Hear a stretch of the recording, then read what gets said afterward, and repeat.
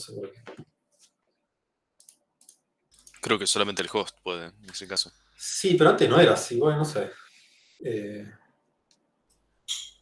Bueno, Bueno, gracias por avisar.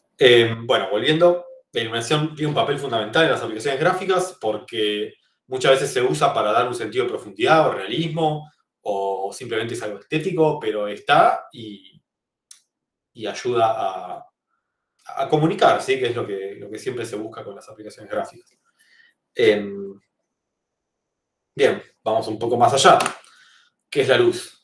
¿Sí? La luz es un tipo de radiación electromagnética en la que básicamente se comporta como una onda, pero también se comporta como, en algunos casos se comporta como partícula sin masa que llamamos fotón. Seguro que habrán escuchado eso. Y en algunos casos cuando observamos la luz se comporta como partícula, y en otros casos se comporta como una onda. Eh, pero bueno, es un fenómeno de la naturaleza que es muy complejo, ¿sí? Porque no es que no es que la luz está compuesta por, no sé, 10 fotones o el Sol emite 10 fotones por segundo, sino que estamos hablando de una cantidad o sea, imposible de medir. Así que no podemos transportar la luz así como está a las aplicaciones gráficas. Eh, Además, esto sucede a niveles atómicos y quizás subatómicos, porque no es algo que sucede a una escala que nosotros manejemos. Entonces, esto va mucho más allá de la capacidad del hardware que tenemos y computar una escena de manera realista yo diría que es imposible porque implica lanzar miles de millones de fotones, seguir su trayectoria, ver contra qué chocan. eh, es algo que no se puede hacer. Obviamente el render offline que estudiamos en la primera clase tiene muchas más ventajas sobre esto porque puede simular mucho mejor el comportamiento de la luz. Nosotros estamos un poco más atados a lo que es real time y tenemos que usar lo que tenemos. Sobre todo, sí, sobre todo distintas técnicas que tenemos para iluminar objetos o escenas. La luz en realidad es una onda electromagnética, pero lo que nos importa a nosotros es la luz visible, que es la que se da cuando la longitud de onda que emite una fuente de luz está entre 350 y 700 nanómetros, creo que estaba por ahí. Si no me equivoco, más abajo de 350 nanómetros es lo que conocemos como luz ultravioleta, y más allá de 700 nanómetros es luz infrarroja. ¿Sí? O sea, ya no lo podemos ver en teoría. Todo lo que está en el medio varía el color percibido por el ojo. Eh, Muy lindo esto, pero ¿cómo lo aplicamos si nosotros no tenemos nanómetros en nuestra aplicación gráfica? Bueno, ahora lo vamos a ver un poco. Tengan en cuenta que este es un posible comportamiento de la luz. Incide un rayo o un fotón en alguna superficie. Esa superficie tiene ciertas características y la luz se dispersa para distintos lados, se refleja, se refracta. Y simular eso sería súper costoso. Bien, por suerte tenemos una ecuación que describe muy bien el comportamiento de la luz. Se conoce como la rendering equation. Y es esto, sí. Es básicamente, o sea, parece que no se entiende, pero lo vamos a ver un poco más en detalle en un par de clases.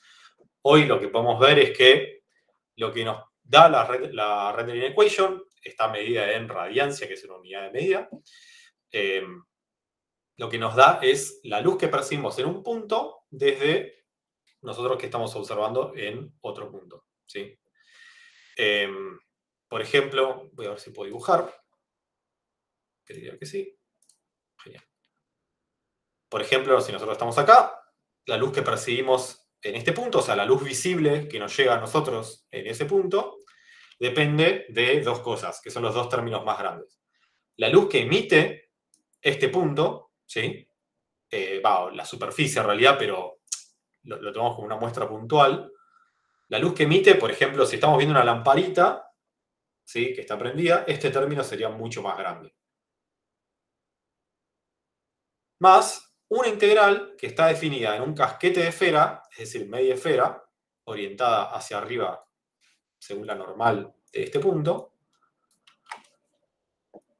Y esto es toda la luz que incide en ese casquete de esfera. Y ahora vamos a ver un poco más que hay ahí. Bueno, X sería la posición del fragmento o de la superficie que queremos analizar. Omega 0 es la dirección hacia el ojo, ¿sí? Es este vector. Bueno, esto es un término. Y acá tenemos otro término que básicamente dice qué cantidad de luz refleja hacia el ojo desde la dirección omega sub i, que es la dirección de la luz. Y después tenemos otros términos que nos dice la luz que llega desde una dirección. Y este término que es súper importante, que es el ángulo entre la dirección y la normal de la superficie, ¿sí? O sea, si tenemos una normal, ¿cuál es este ángulo? Bien. No nos vamos a meter mucho a analizar más esto por esta clase, solo recuerden que existe esta ecuación.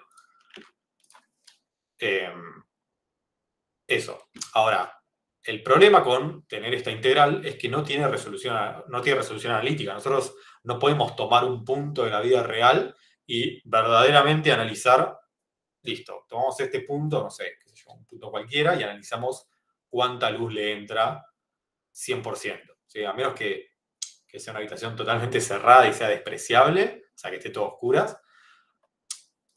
Resolver la integral en el casquete de esfera implica tomar muestras infinitas, ¿sí? Implica decir, bueno, ¿cuál es la luz que incide de este punto, de este punto, de este punto? ¿Y cuántas hay que tomar? ¿10, 100, 1000, 1.000.000? No tiene límite. Nosotros no podemos calcular esto porque es infinito. O sea, no es que el resultado va a ser infinito, sino que la cantidad de muestras que hay que hacer es infinita. Y obviamente, mientras más muestras hagamos, más nos vamos a aproximar al valor real, pero no tiene solución. Sí tiene solución, pero no podemos encontrarla. Bien. Ahora viene la parte donde agarramos todo esto, lo hacemos un poco a un lado y vamos a simplificar. Vamos a usar un modelo que se llama Foam Shading, que es bastante básico, existe hace 20 años más o menos. Un poco más, creo. Y Foam Shading es un modelo de iluminación que la comparación contra los otros modelos es que es bastante simple. Tiene como 3 variantes, ¿sí? La iluminación es la misma, pero en estas 3 variantes se usan primitivas distintas, bueno, en realidad no primitivas, sino valores distintos para calcular esa iluminación. Por ejemplo, acá lo hacemos a nivel de cara, ¿sí? En esta cara tenemos un cierto nivel de iluminación, en esta cara tenemos menos, etc. Este prácticamente ya casi ni se usa, la única vez que lo vi fue en el Virtua Fighter, un juego viejo, y no sé si alguna aplicación gráfica no videojueguil que haya habido. No conozco mucho que haya existido en otros ámbitos. Otra más común es la Bureau Shading, que se usa hasta hoy en día, quizás no así, pero básicamente implica iluminación por vértice, ¿sí? O sea, en cada vértice calculamos los valores de iluminación y ajustamos nuestro color en base a eso. Y la última, encuentro el puntero, Foam Shading, que lo hace a nivel de fragmentos, ¿sí? Pero todo es lo mismo, o sea, los cálculos son los mismos, la diferencia es cuántas veces lo hacemos y cómo lo optimizamos. Bien. Frénenme si no sentí algo. Empecemos con Foam Shading. Foam Shading es una técnica de iluminación que toma voy a correr esto, 3 componentes con igual de importancia, ¿sí? Que simulan cosas distintas, y son la coeficiente ambiente, la coeficiente difusa y la coeficiente especular, ¿sí? Ahora vamos a entrar un poco más en detalle sobre qué es cada una, pero fíjense que combinando las tres componentes logramos algo que, bueno, tiene al menos, está iluminado, ¿sí? Podemos decir que está iluminado y tiene una diferencia en cómo está iluminado. No es que se suman estas componentes, después vamos a ver cómo las integramos, pero la combinación de las tres, al fin y al cabo, es lo que buscamos y es lo que nos da este grado de iluminación, ¿no? No sé si diría realismo, porque no es tan realista, pero algo es. Bien. Empecemos con la luz ambiente. La luz ambiente se calcula como una constante que depende del material del objeto por el color de la luz ambiente. básicamente es como si agarráramos, no sé, esta tetera y si decimos, bueno, esto solo tiene luz ambiente, le aplicamos una constante K, o sea, algo que va de 0 a 1, por un color, ¿sí? El tema de la luz ambiente es que simula algo que se llama iluminación global, que es mucho más complejo, pero a grandes rasgos es la luz rebotando contra distintas superficies y terminando en nuestro objeto, ¿sí? Por ejemplo, si tenemos, no sé, una pared, una luz, una pared y del otro lado hay una tetera y la luz es azul, la tetera no va a estar de color negro, ¿sí? La tetera quizás reciba sombra, etcétera, pero la tetera va a recibir rebotes de iluminación de color azul de esta luz de manera indirecta, ¿sí? O sea, no es que la luz le incida directamente, pero por rebote le termina llegando un color azul, ¿sí? Esto es lo que simula la luz ambiente a grandes rasgos. Hay técnicas de iluminación global mucho más superiores que esto, pero es una aproximación, ¿sí? Tomamos un color y lo multiplicamos por una constante. Preguntas hasta acá.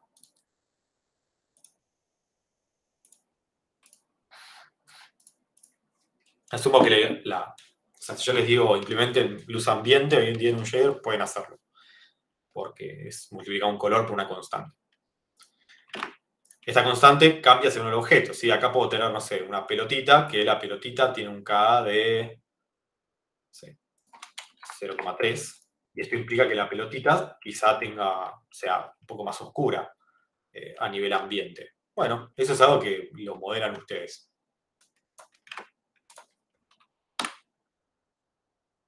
¿Qué pasó? Ok. Bueno, siguiente, luz difusa. La luz difusa simula la luz refractada, quiere decir la luz que, ahora sí, entra en un material, rebota contra las partículas de ese material y sale. Y la podemos observar.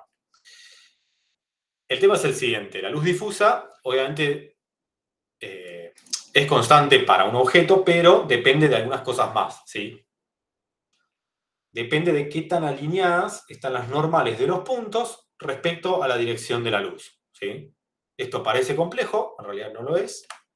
La idea es dar un efecto así, y fíjense que supongamos que tenemos una luz, ¿por qué estoy usando este color? Tenemos una luz, qué sé yo, acá que está emitiendo luz, a una fuente lumínica. Acá vemos que algunos fragmentos, algunos puntos, están más alineados, miran directamente hacia la luz, así que están más iluminados. Acá algunos que menos, y acá otros que directamente no están mirando hacia la luz, así que no van a estar iluminados, ¿sí? Bien, ¿cómo se les ocurre que hacemos esto?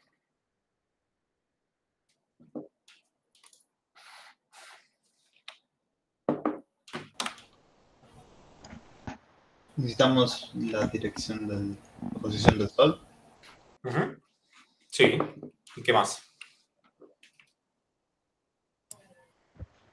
Y la normal de los... El modelo. Del modelo, Exacto, sí. Exacto. ¿Y qué nos da un valor según qué tan alineada está un vector con otro? Y el producto escalar. Muy bien. Entonces, la luz difusa, al fin y al cabo, es como la luz ambiente, pero tiene una componente que lo complejiza un poco más, que es el producto escalar entre la normal y la luz. Vamos a explicarlo porque pasarlo así por arriba no le hace justicia. Imagínense que lo verde es una superficie, ¿sí? Cualquier tipo de superficie, y esta superficie en este punto tiene un vector normal, ¿sí? ¿Qué quiere decir esto? Que para ese punto podemos saber un vector normalizado, es una dirección, que sale de esa superficie. Para ese vector normal, si queremos saber qué tan alineado está con la luz, lo que podemos hacer es tomar desde el punto que tenemos y la posición de la luz un vector que se llama L, ¿sí? El vector L es la resta entre la posición de la luz y el punto en el que estamos parados. Y la resta de esos dos, o sea, la resta de esas dos posiciones nos da un vector. Si lo normalizamos, nos da un vector. Ahora, si aplicamos el producto escalar de estas dos cosas, nos va a dar, ¿qué nos da el producto escalar?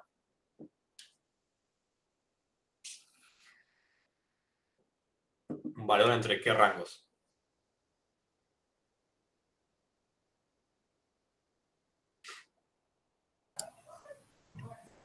el producto escalar Sí, y nos daría entre -1 y 1. bien. 1, o sea, sí, va en -1, 1. 1, si están completamente alineados, ¿qué quiere decir esto? Que, no veo el mouse, se me recomplica, que básicamente sería que la luz es totalmente paralela y con mismo signo que la normal. 0 si son perpendiculares, ¿sí? Y -1 si son del mismo, son paralelos pero opuestos, ¿sí? Ahora, hay un problema, ¿sí? Primero, esto hay que normalizarlo siempre. Si no lo normalizamos, nos puede dar cualquier valor. En realidad, si no lo normalizamos, lo que estamos haciendo es la proyección de uno sobre otro y cosas más de álgebra. No queremos eso, ¿no? Nosotros queremos el coseno del ángulo θ, ¿sí? Este que está acá. El coseno del ángulo θ debería darnos 1, ¿sí? Cuando θ vale 0. Ahora, ¿qué pasa? Si esto no, se nos pasa, por ejemplo, la posición de la luz, perdón, el vector de la luz está para allá. ¿Qué pasa?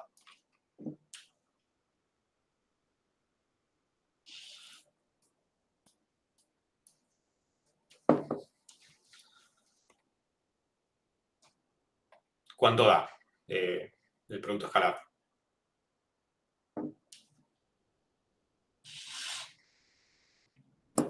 Negativo, ¿no? Bien, sí. ¿Y qué problema hay con eso? ¿Hay algún problema? ¿Podemos tomar el producto escalar así y mandarlo a nuestra ecuación?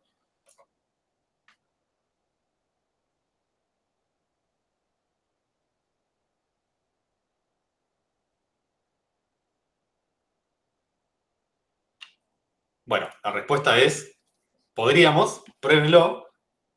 El problema es que en valores que son negativos, por ejemplo, en este, ¿no? O sea, en estos pedazos de la tetera que no apuntan hacia la luz, vamos a estar restando luz, ¿sí? Y a menos que estemos en física cuántica, no queremos hacer eso, ¿sí? No nos interesa restar luz. Por eso usamos Saturate, que lo que hace es que este valor vaya de 0 a 1 y estrictamente de 0 a 1, y eso nos evita restar luz, ¿sí? Entonces, todos los casos en el que estemos en algún lugar donde el producto escalar sea negativo, vamos a ir a 0, y eso significa que nuestro color difuso va a ser 0. Además, multiplicamos por el color difuso, que depende de la luz, y una constante difusa que depende del material del objeto que estamos modelando. O si no, crearíamos un agujero negro. Sí, sí, la verdad que restar luz es algo que seguramente ha pasado en algún shader. Creo que a mí me ha pasado cuántas veces, no sé. Pero poner un saturate acá nos ayuda a básicamente evitar problemas. Porque si esto lo sumamos con la luz ambiente, tenemos una luz ambiente que quizás es un color blanco, ¿sí? 1, 1, 1, y acá estamos restando algo, quiere decir que la luz ambiente acá no se va a ver. No queremos eso, es como arrastrar el error. Así que ponemos saturate para asegurarnos de que estas partes estén sin luz difusa y nada más. Preguntas hasta acá.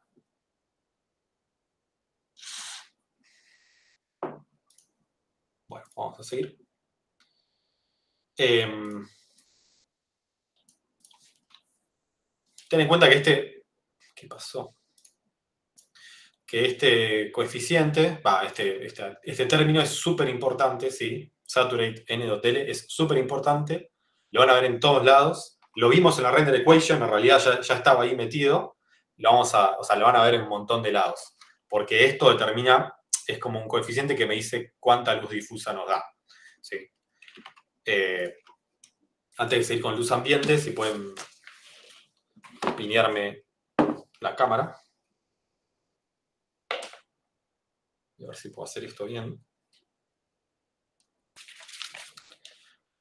No sé si se ve bien el papel. Está medio borroso por la cámara. Ok, vamos a apagar el... Si puedo.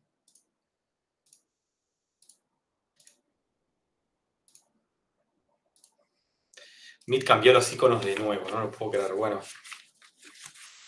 Si tenemos una fuente de luz y tenemos un papel, por ejemplo, cuya normal ya saben para dónde apunta, ¿sí? Saliente el papel. Fíjense qué pasa si giramos el papel. ven que se pierde mucho la calidad lumínica que tiene, o sea, recibe menos luz, hasta que está a 90 grados, en el que quizá la única luz que le llega es por rebote. Si está totalmente alineado hacia la luz, es cuando más luz le llega, ¿sí? Esto es lo que intenta simular el Saturate N.L, ¿sí?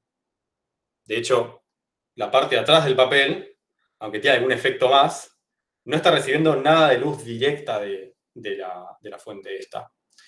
En realidad por traspase sí, pero no importa. O sea, es el punto en donde menos luz tiene, porque es totalmente opuesto a la dirección de la luz. Quizás en el aula se vería mejor, pero este es el efecto que buscamos. Bien, y ahora vamos a la luz especular, ¿sí? La luz especular busca simular lo que sería reflejos, ¿sí? Reflejos de luz sobre una superficie. Y estos son básicamente rayos de luz que tocan una superficie y salen sin entrar en el medio. Para eso, lo que hacemos es básicamente buscar este efecto, ¿sí? O sea, como una especie de reflejo de una fuente lumínica en un objeto. Y los cálculos, bueno, son parecidos, quizás un poco más molestos, ¿sí? Lo primero que vamos a hacer es agarrar nuestro vector L, que ya lo tenemos, nuestro vector N, que ya lo tenemos, ¿sí? La normal y el vector que va hacia la luz, y calculamos la reflexión, ¿sí? La reflexión es buscar ese ángulo, seguro ya lo vieron en Física 1, es buscar ese ángulo que complementa a N para llegar a 90 grados a través de L, ¿sí? Va al revés, a través de N para llegar a 90 grados en este sentido, ¿sí? ¿Qué quiere decir? Que si este vale, no sé, 60 grados, este ángulo debería valer 30, ¿sí? Entonces, R es la reflexión de L a través de N. Es una operación que la placa de video ya se la sabe de memoria, es nativa y creo que la tiene cableada. Bien. Al menos está acelerada por hardware. Con este vector R, lo que vamos a hacer es calcular el producto escalar con nuestro vector V. Nuestro vector V es el vector que va hacia la vista, o sea, la cámara, que se calcula restando la posición de la cámara por el punto, ¿sí? Eso nos da el vector V. Bien, entonces la fórmula del color especular es esta, y es bastante simple. Es coeficiente especular por el color especular de la luz por R.V, o sea, qué tan alineada está la vista con respecto a este vector de reflexión a la shininess, que es algo que depende, o sea, que es algo que es propio del material, ¿sí? Bien, obviamente vamos a ver más luz especular cuando estemos más alineados con el vector R, vamos a ver menos luz especular cuando estemos menos alineados con el vector R.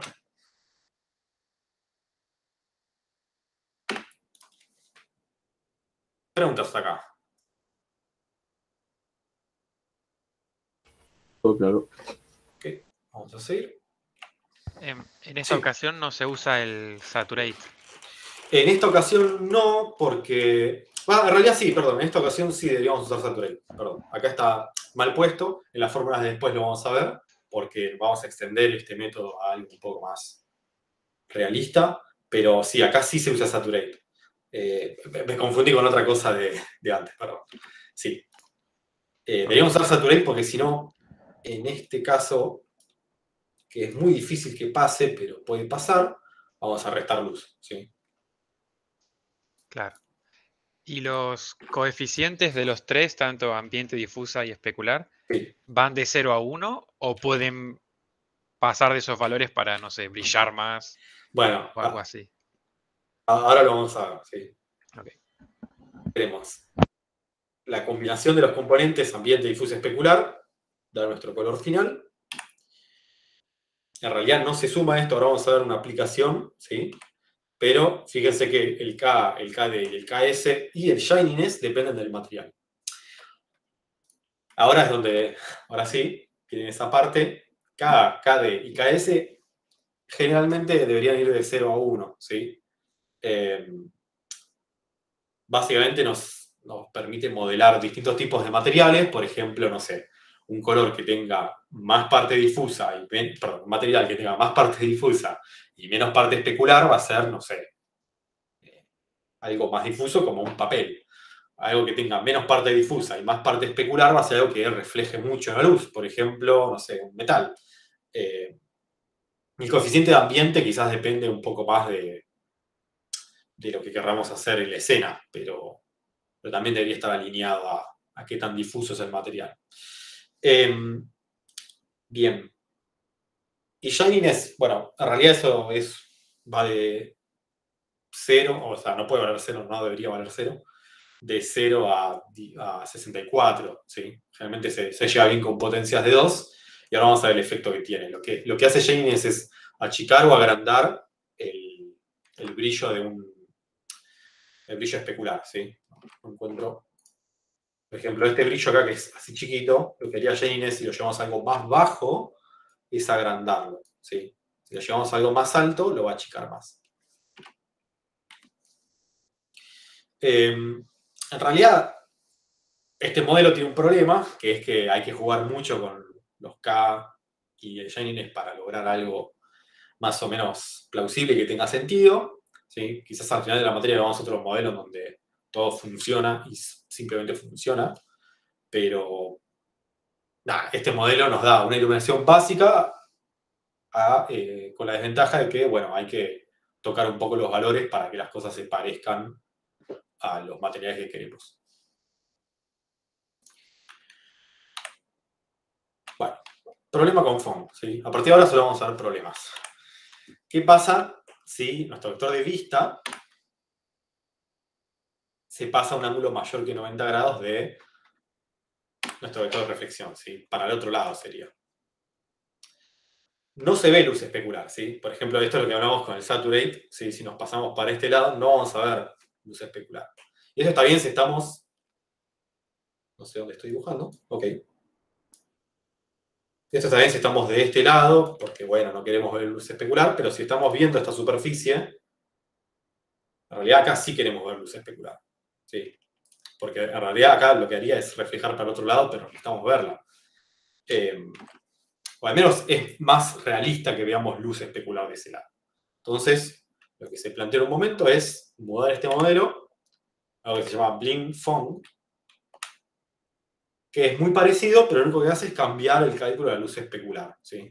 De hecho, a partir de ahora, solo vamos a usar Blink-Fong. Fong era un poco más anecdótico, pero igual es importante estudiarlo. Blink-Fong es el caso de Fong más usado, ¿sí? Blink-Fong calcula la luz especular en base a un vector h, que es halfway, mitad de camino, ¿sí? ¿Por qué mitad de camino? Ahora vamos a ver, porque es la suma normalizada de L más D, ¿sí? No sé si se acuerdan que cuando sumamos dos vectores, lo que hacemos es como dibujar, o sea, si yo estoy, lo que podemos hacer para visualizarlo bien es, no sé, estoy parado en L y quiero sumarle B, bueno, le sumo B a partir de la posición donde terminó L, ¿sí? Entonces se da como este romboide, no sé cómo se llama, en el que el vector que resulta, ¿sí? Es este que tenemos acá. Si normalizamos esto y si la PPT estuviese bien, H apuntaría hasta donde tiene que apuntar, ¿sí? O sea, la suma de estos dos, normalizada, o sea, con norma 1, es lo que nos da el vector H. Y finalmente, nuestro cálculo termina siendo, ahora sí con saturate, n.h, ¿sí? Esto lo que nos da es qué tan alineada está la normal con el vector H. Y es un cálculo muy parecido al otro, ¿sí? No hay que usar ninguna reflexión, simplemente hay que sumar dos vectores y normalizarlos. Y nos da un resultado más realista, ¿sí? Lo pueden ver acá. Acá tienen Blink-Fong y del otro lado Blink-Fong. Ahora vamos a hacer un ejemplo.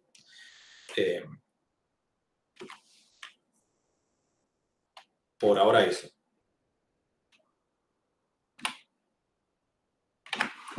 Y algo que surgió es que, ¿cómo hacemos para calcular el color final? O sea, bien, ya vimos la teoría. ¿Cómo hacemos para calcular el color final? ¿Qué voy a mostrar por el shader? Bien. Vamos a mostrar. O sea, vamos a asumir que la luz difusa y la luz ambiente como son difusas, las podemos multiplicar por el color de la textura. Si hubiera color textura, y la luz especular la vamos a sumar, ¿sí? Eso significa que la luz especular no depende de qué color tiene mi textura ni de otras propiedades, pero la luz difusa y la luz ambiente sí. Y eso es interesante porque básicamente la luz especular es como aditiva, ¿sí? Es algo que se suma al final independientemente de todo. Obviamente depende del KS y de Shininess, pero no está ligada al color del texel, si es que usáramos una textura. Todos estos son valores flotantes, o sea, vectores de 3, ¿sí?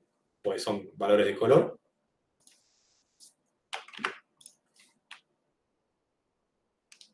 Y algo más que hay que pensar es que quizás con nuestros cálculos o nuestro intento de hacer iluminación, nos podemos pasar de, o sea, ¿qué pasa? Acá estamos sumando muchas cosas, ¿sí? Y eventualmente nos podemos pasar de la escala que necesitamos usar para gráficos. O sea, necesitamos escribir algo entre 0 y 1 en gráficos, ¿sí? O sea, RGBA, ¿sí? Que es el color que sacamos a través de un pixel shader, tiene que tener un rango entre 0 y 1. Si nos pasamos, se va a reducir ese rango, ¿sí? Por ahora, las técnicas que conocemos nos dicen que la idea es no pasarse ni irse abajo de ese rango. Así que es un problema que vamos a tener que ajustar un poco las luces para que, no sé, que este blanco de repente no nos queme la imagen o cosas así.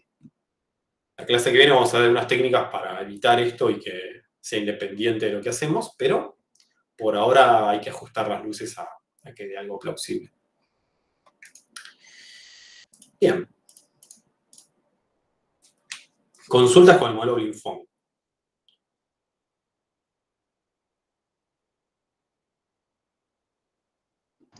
¿Puede volver un segundito a la fórmula? Sí. ¿Cuál de las fórmulas? La última, la del especular era. Bien.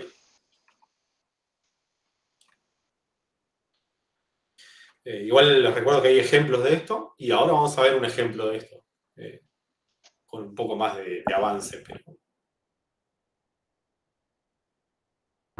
¿El halfway se calcula a mano o tiene alguna función ya el HLCL? No, el halfway se calcula a mano. O sea, en realidad se suman dos vectores ya normalizados y se normaliza ese resultado. Es una buena pregunta igual. Ah, L y B ya están normalizados. Sí, a ver, los vectores que nosotros conocemos y vamos a usar, al menos esta clase, son N, ¿sí? Que es la normal. La normal es una dirección, por ende tiene que estar normalizada siempre. L, que también es una dirección, ¿sí? Que va del punto hacia la luz, está normalizada. Y B, también, ¿sí? Como son direcciones, está normalizada, ¿sí? No puede valer 30, 30, 2. ¿Sí? Nos dice desde el punto hacia una dirección, qué dirección tiene ese, qué sé yo, esa vista, ¿sí? No es una posición, es una dirección. Y como es una dirección, va normalizada. Claro. Además, sí, perdón. Y en cada pasada, el vector B, o sea, la sé por la posición de la cámara. Sí. ¿Y el L viene como dato o cómo es? Bueno, el L se calcula teniendo la posición de la luz menos la posición del fragmento o punto donde estemos calculando esto. Eso quiere decir que la posición de la luz es algo que van a tener que decidir ustedes en su aplicación gráfica. O sea, si tienen el juego de, qué sé yo, de barcos, quizás está arriba como el sol. Si tienen el juego de, no sé, las pelotitas, quizás cada, qué sé yo, cada checkpoint tiene una luz. Si tienen el de los autos, quizás, no sé, quizás cada auto tiene dos luces hacia adelante. Es algo que van a tener que medir ustedes, ¿sí? La posición de la luz y la intensidad de la luz es algo que miden ustedes y van a tener que regular. Ok, y ahora en la práctica lo vemos para ver la semántica de cómo lo recibe. Sí, pero lo que queda para que ustedes hagan es resolver esto para más de una luz, ¿sí? En muchos casos van a tener que, bueno, podría ser que se dé que necesiten más de una luz. De hecho, invito a que prueben usar más de una luz. Vean cómo se resuelve. Ok. Más que nada porque más de una luz le da un poco de profundidad a veces a las cosas. Una luz sola a veces es polémico.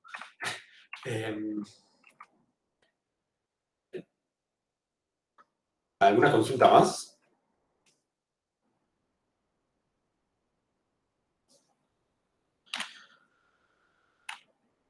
Seguimos. Otro problema. Nosotros, en nuestro Vertex Shader, ¿se acuerdan que recibíamos todos los atributos del vértice, como la posición, la normal, la coordenada de textura, no me acuerdo más, un color por vértice si necesitamos, ¿sí? Y, bueno, tenemos las normales. Las normales generalmente las propagamos así como vienen. ¿Qué quiere decir? Que la salida del Vertex Shader va a tener las normales así como entraron al Vertex Shader. Eso no siempre está bien, ¿sí? ¿Por qué?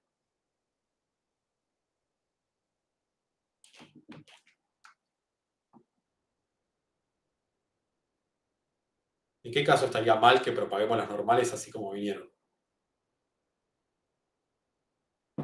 En el caso en que los vértices se muevan. Bien, ¿y que se muevan de qué forma?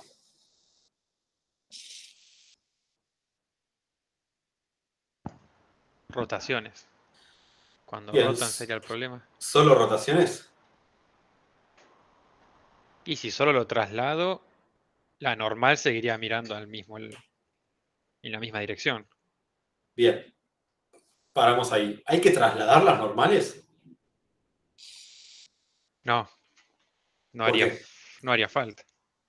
Pero, ¿no haría falta o no hay que hacerlo? ¿Y por qué? No, intuición, no sé Ok, ¿qué qué pasa? Vamos decir. a pensarlo así. ¿Qué pasa? Tenemos un punto acá, o un vértice, vamos a decir que es un vértice, y tenemos una normal que va hacia allá, ¿sí? Y este punto empieza en el 0, 0, ¿sí? Y ahora lo movemos al... ¿Cómo me cuesta mover el mouse? Y ahora lo movemos al...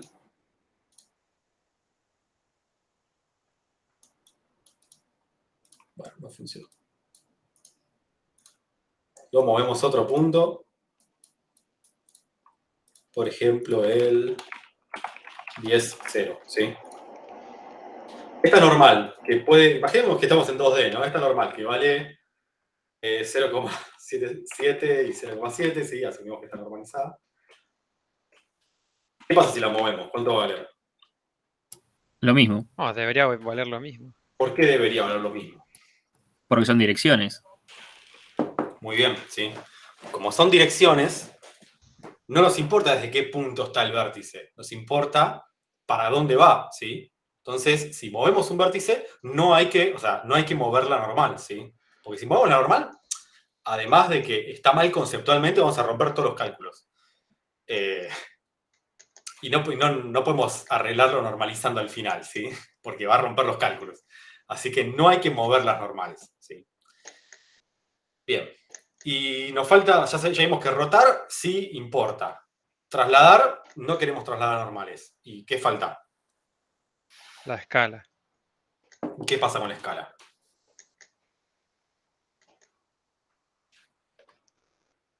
O sea, pensemos... Si Sí, la escala no es uniforme, ah, muy bien, va a girar algunos de los planos, muy algunas de las bien, superficies. perfecto. Bien, surgen dos inconvenientes. Las normales son vectores de 3 componentes y las normales son direcciones. No hay que trasladarlas, ¿sí? ¿Por qué de 3 componentes es un problema? Porque de repente tenemos la matriz del mundo que es de 4 por 4 y las normales que son de 3 por 3. Podemos clavarle el 1 al final a las normales, pero vamos a tener un problema, ¿sí? Si le clavamos el 1 al final a las normales, o sea, que las normales pasen a ser un vector de 4 y sea x y z 1, vamos a estar trasladándolas. No queremos eso. Entonces, ¿qué podemos hacer? Bueno, fácil. Agarramos el primer cuadrante de la matriz de 3 por 3. Esto nos saca la traslación, ¿sí? O sea, en este cuadrante no hay información de traslación. Esto resuelve uno de los dos problemas, ¿sí? Pero, ¿qué pasa cuando rotamos? Si la rotación... Perdón, ¿qué pasa cuando escalamos? Si la escala no es uniforme.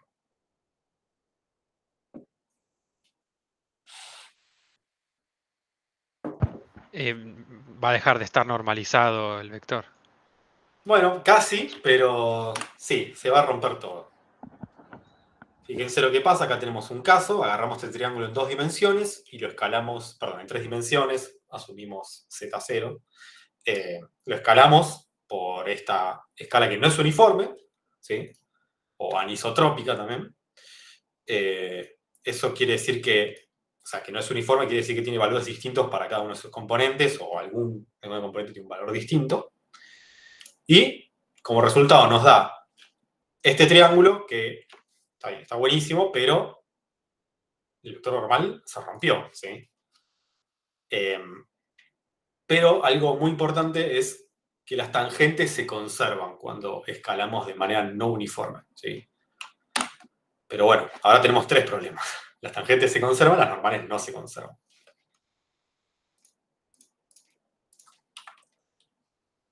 ¿Esto quiere decir que no hay que escalar de manera no uniforme? No. La solución en realidad se llama matriz normal. Sí, otra matriz.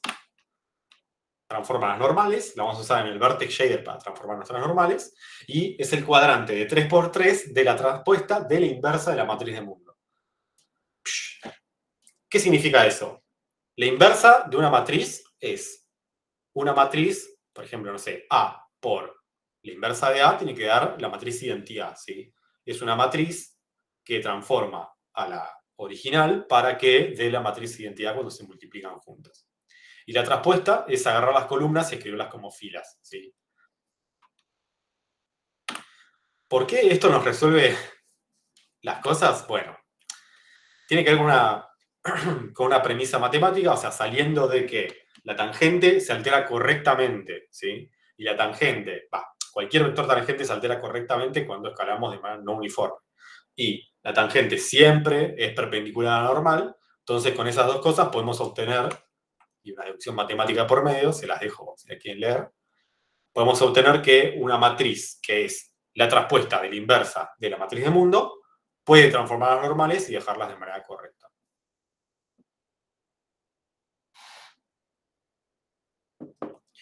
¿Qué quiere decir? Que con este código vamos a tener que agarrar las normales en nuestra aplicación gráfica.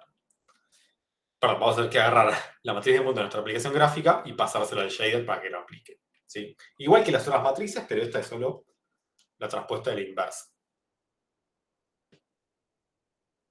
Si no escalamos de manera no uniforme, no hace falta hacer esto. Consejo, háganlo siempre porque no sabemos si algún día tiene alguna animación o algo así, se va a romper todo. Bien. ¿Preguntas con esto?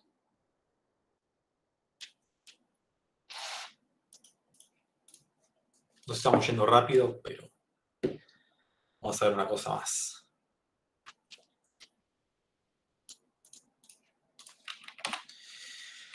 Importancia de las normales, ¿sí? ¿Por qué planteamos esto? Porque nosotros generalmente usamos normales por vértice, ¿sí? Ahora las transformamos con una matriz normal, genial, pero las normales siguen siendo por vértice.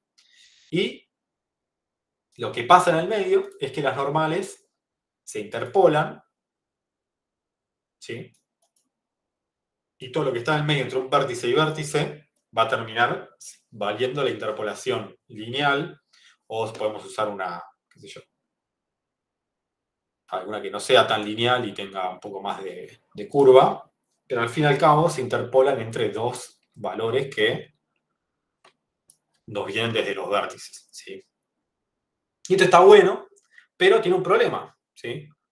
Si queremos dar más, no sé, más profundidad de iluminación en una superficie, lo que tenemos que hacer es agregar más vértices, ¿sí? Tenemos, no sé, qué sé yo, un plano, ¿sí? Y si iluminamos el plano, y las normales, qué sé yo, si son 4 vértices, siempre vienen hacia arriba. ¿Qué pasa si el plano tiene, no sé, alguna profundidad o queremos poner una pared de ladrillos o algo así? Bueno, ponemos una textura de color, pero eso no alcanza porque queremos que la iluminación responda de forma adecuada. Bueno, por eso se inventaron algunas técnicas, ¿sí? Para incluir información en cada fragmento, ¿sí? Ya no es tanto, o sea, sí se usa, pero no es tanto la normal por vértice, sino que vamos a usar además la normal por fragmento. ¿Y cómo calculamos la normal distinta para cada fragmento? La solución son estas texturas que se llaman normal maps, ¿sí? Son mapas de normales, es decir, texturas que tienen información que está en un espacio distinto, ahora lo vamos a ver, pero en principio nos dejan calcular, o sea, nos dejan hacer los cálculos de iluminación de manera tal que podemos tener una normal por fragmento, ¿sí? En vez de normal por vértice. ¿Qué quiere decir? Que podemos tener, voy a cambiar el color, que podemos tener un cuadrilátero de esta manera, ¿sí? Con 4 vértices, nada más que 4 vértices, pero en el medio tener información distinta de normales para cada fragmento, ¿sí? ¿Y eso quién lo mide? Bueno, esta textura. Bueno, ¿por qué se usa esta textura y por qué es de esta manera? ¿Sí? O sea, ¿por qué se ve así un normal map? Si las normales son vectores que sabemos que que existen en la esfera de radio 1 que está en el centro de eje de coordenadas, quiere decir que pueden valer -1, perdón, bueno, la normalización de -1, -1, -1.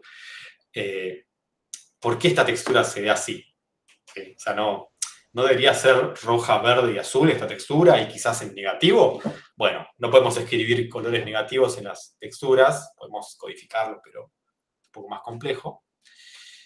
¿Y qué problema tiene qué problema tiene un normal map si lo hiciéramos en espacio de mundo? Es decir, no sé, que esto estuviese en el espacio X y Z, en el que básicamente cada punto nos dice qué normal usar. Imagínense que usamos una textura para decir qué normal tiene cada punto. ¿Sí? Así como está. Agarro la textura, agarro el color y esa es la normal de mi punto. ¿Qué problema puede tener eso? Estoy limitado a la resolución del modelo.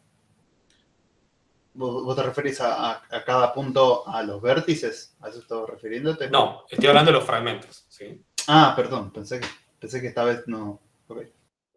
Tenemos estos dos triángulos, ¿sí?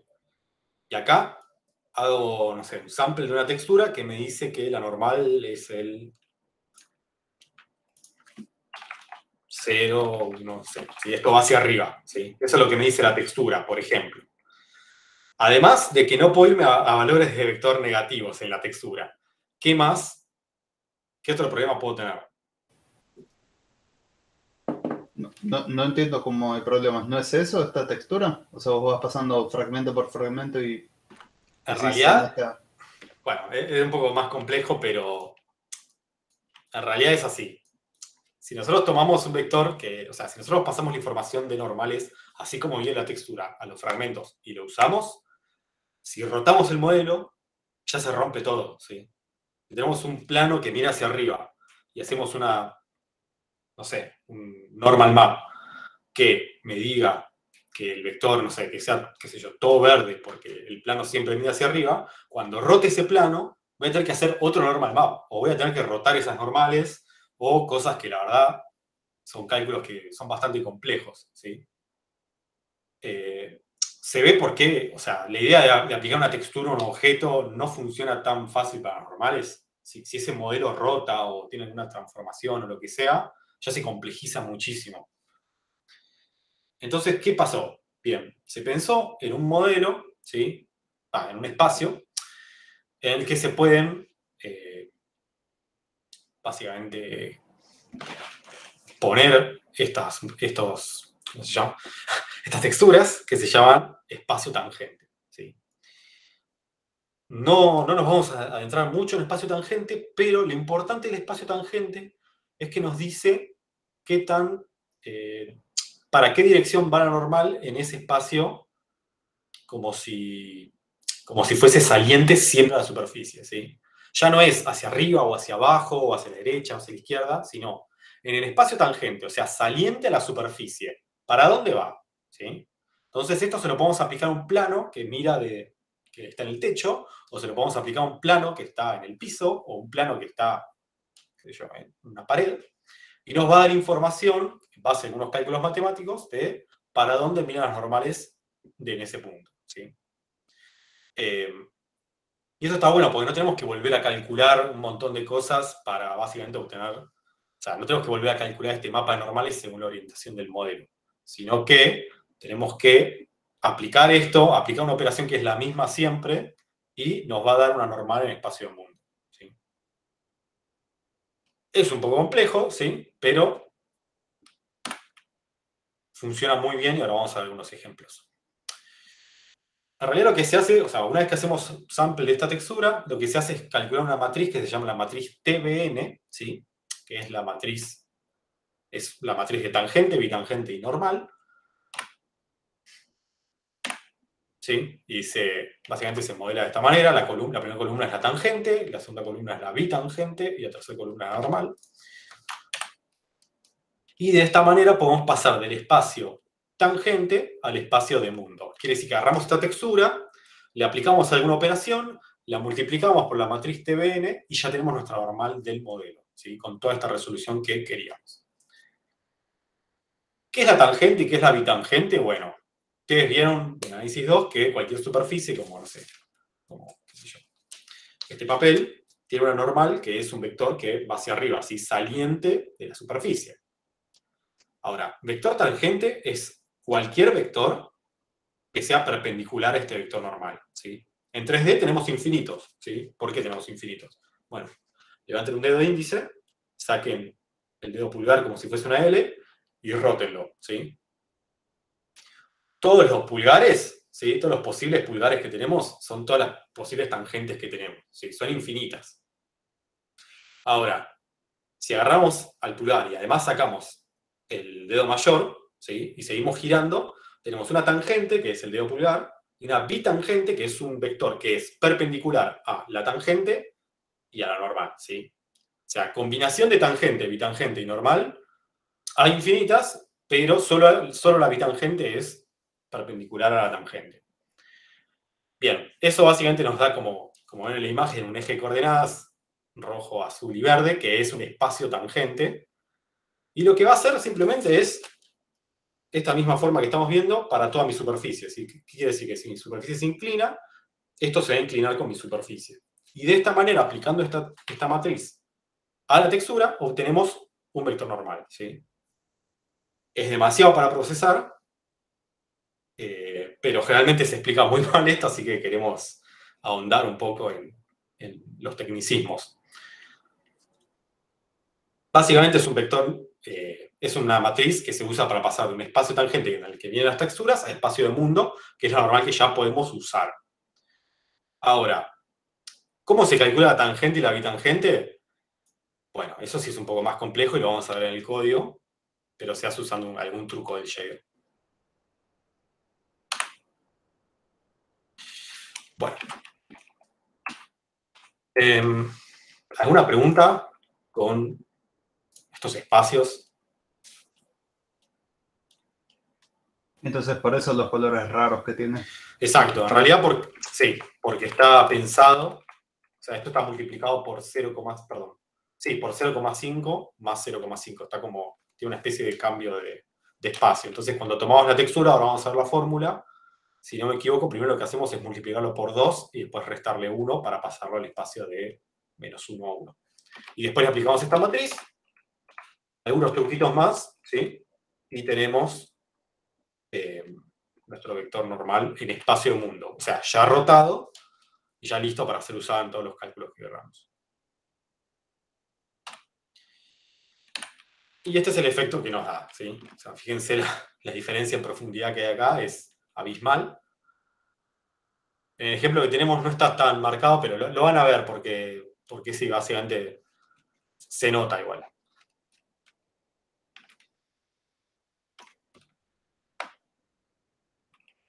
O sea, esto es BlimFont, ¿sí?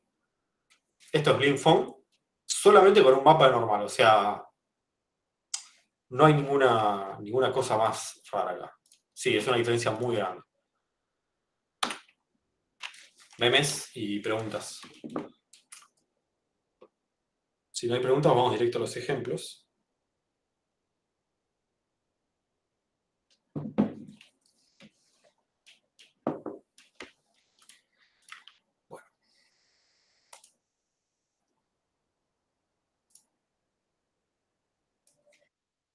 Bueno, denme un segundo, voy a compartir.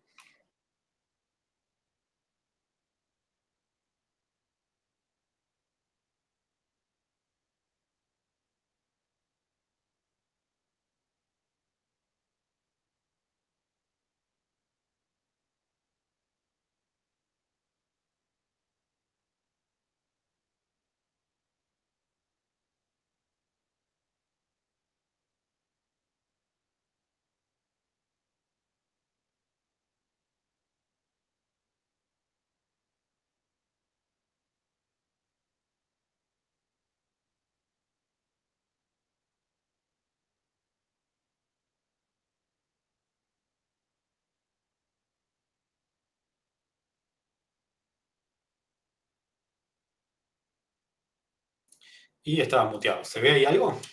Sí, ahí se ve mejor. Buenísimo. Bueno, sí, la intro del logo de TGC tiene un Blink Phone. Ustedes tienen un ejemplo que se llama Blink Phone en samples, ¿sí? Es un ejemplo bastante simple.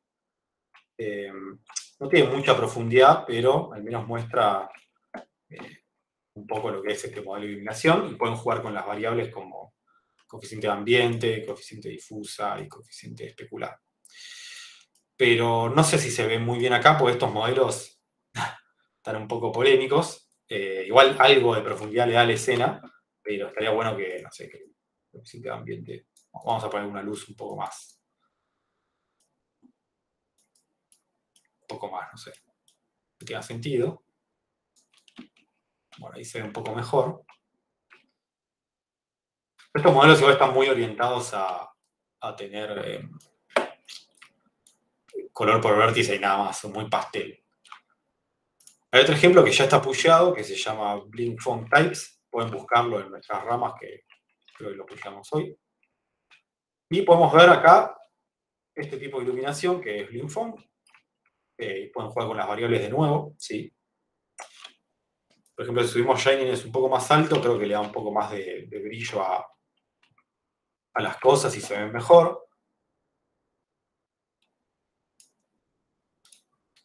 Idealmente, igual los colores de las luces son acordes. Tenemos una luz azul, la idea es que el color ambiente, difuso y especular sean parecidos, ¿sí? No vamos a tener colores distintos. Pero, fíjense, o sea, no sé, vamos a poner una luz gris ahora.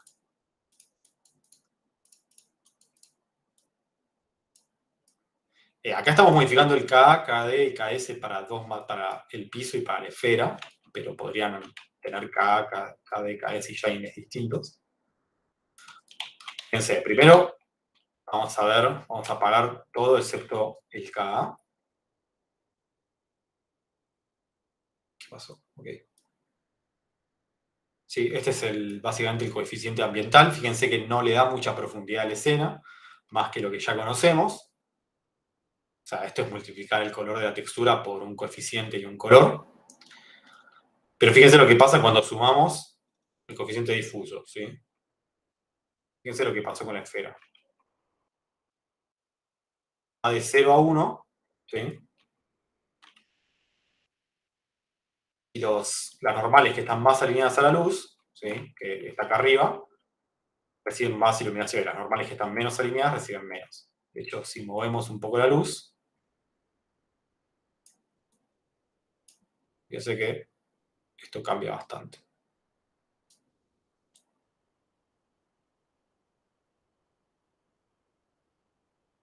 El piso, como tiene las normales para arriba, simplemente forma como un círculo centrado en la luz, pero no hay mucha más profundidad que eso.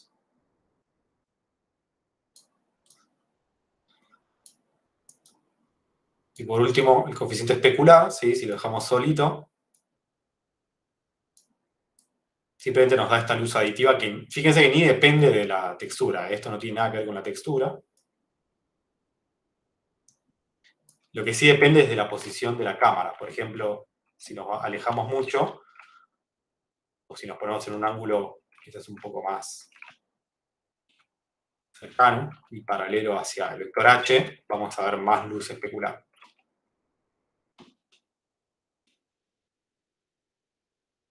Y bueno, la combinación de las tres nos da como una iluminación un poco más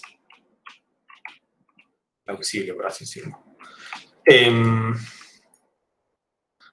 Se no está pasando bien la posición de la luz. Bueno, al menos en la esfera sí. Bien, acá tenemos Blink-Fong, ¿sí? Esto es Blink-Fong, así nomás, con los cálculos. Lo que podemos mostrar ahora es Gouraud, que es el modelo este, que es Blink-Fong, pero con iluminación por vértice, ¿sí? Quizás en la esfera no se nota tanto, porque tiene muchos vértices. Vamos a bajarle la cantidad de vértices a la esfera, si puedo. Así se nota mucho más. Creo que no puedo porque esta no es procedural, sino es un modelo cargado. Bueno, ahora lo mostramos igual.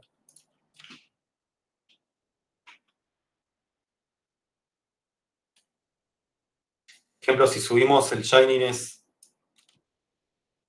y hacemos zoom, se ve que acá, o sea, como estos cálculos están siendo hechos en los vértices y después se interpolan de manera lineal en los fragmentos, se puede ver que se da como esta especie de, no sé, de efecto en el que la luz es lineal acá, ¿sí? No hay... Depende mucho de la, ¿cómo se llama? De la cantidad de vértices que tenemos. Tenemos menos vértices, se va a ver peor, tenemos más vértices, se va a ver mejor. Son menos cálculos, ¿sí? Porque lo estamos haciendo al fin y al cabo en cada vértice, no en cada fragmento. La luz ambiental, la realidad siempre se podría calcular en el Vertex Shader, ¿sí? Porque es lo mismo para todos los puntos. Pero la luz difusa ya es un poco más compleja porque sí depende de la normal, y la luz especular, bueno, es la que más se nota. A la distancia no se ve tanto. Obviamente el plano sufre muchísimo esto, ¿eh? O sea, si acá cambiamos a la default, vamos a tener la luz especular. Si vamos a Gouraud, la va a calcular para este vértice, para este vértice, para este vértice y para este. Y va a interpolar entre esos, sí. Pero se pierde todo. Habrá que agregarle más vértices al plano. Vamos a dejar una luz un poco más cálida. Perdón, más blanca. Y vamos a llevar esto un poco más ahí. Le vamos a mostrar lo que pasa cuando usamos normal mapping, ¿sí? A ver, queme esto. Ahí está. Fíjense el piso, ¿sí? El piso ya tiene un montón más de profundidad. Con solo agregar un normal map, ¿sí? El normal map es al fin y al cabo este mapa en espacio tangente. Y fíjense que ya tiene estas profundidades en el piso que si movemos la luz se alteran, ¿sí?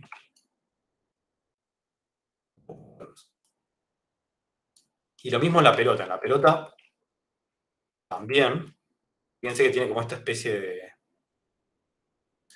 de puntitos de, ¿cómo se llama?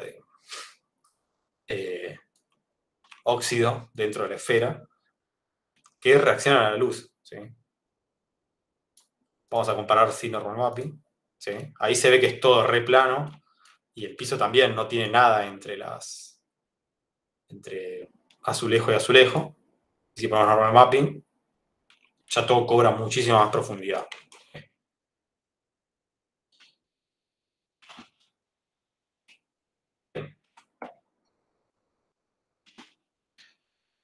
Después, cómo aplicamos el K, el KD, el KS y los colores de la luz ya es algo mucho más estético. La verdad es que este modelo no es 100% realista, entonces ustedes pueden jugar muchísimo con esto para que les dé el efecto que quieren. No es lo mejor, no es el mejor consejo que estoy dando, pero se pueden hacer cosas copadas, no sé, o sea, quizás no es lo más realista del mundo, pero no sé, jugando algo así o haciendo algo más artístico, con esto tienen la libertad de poder cambiar los colores y los coeficientes para que las cosas tengan sentido. O, no sé, si tienen algún requerimiento de hacer alguna especie de material realista, quizás deberían jugar con esto para que se vea más realista, ¿no?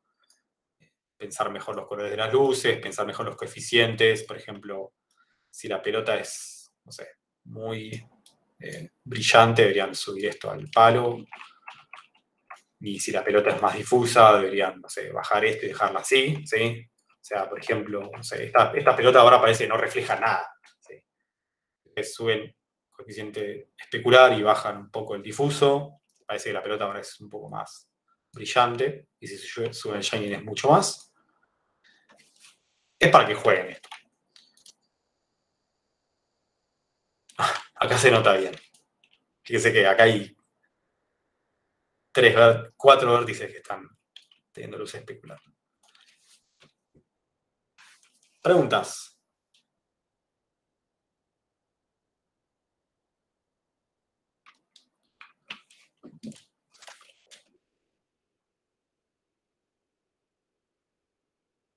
Ustedes tienen esto disponible en el repo de samples.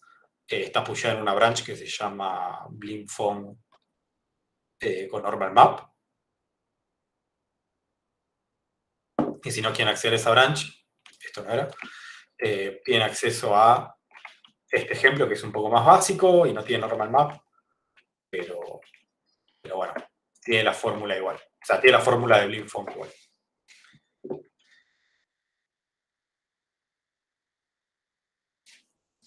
¿Alguna pregunta con esto?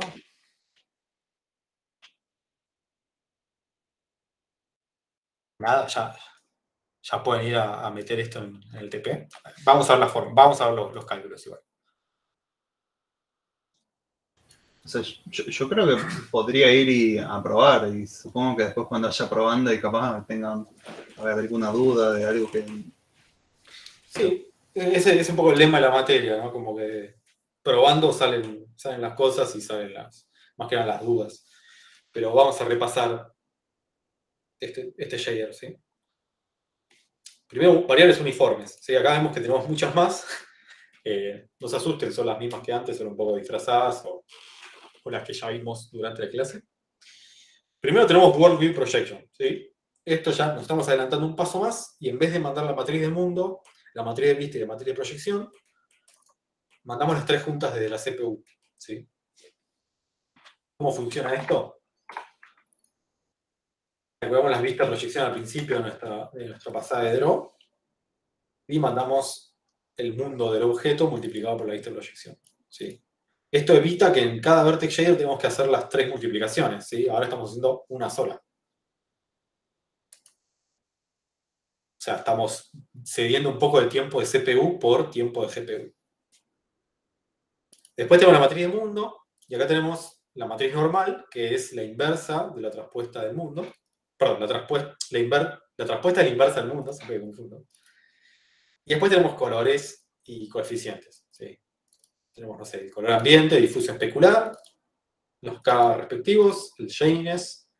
Y acá están estas 3 posiciones, perdón, estas 2 posiciones que son la posición de la luz y la posición de la vista, ¿sí? O sea, la posición de la vista es la cámara. Esto simplemente lo pasa en el shader. Así.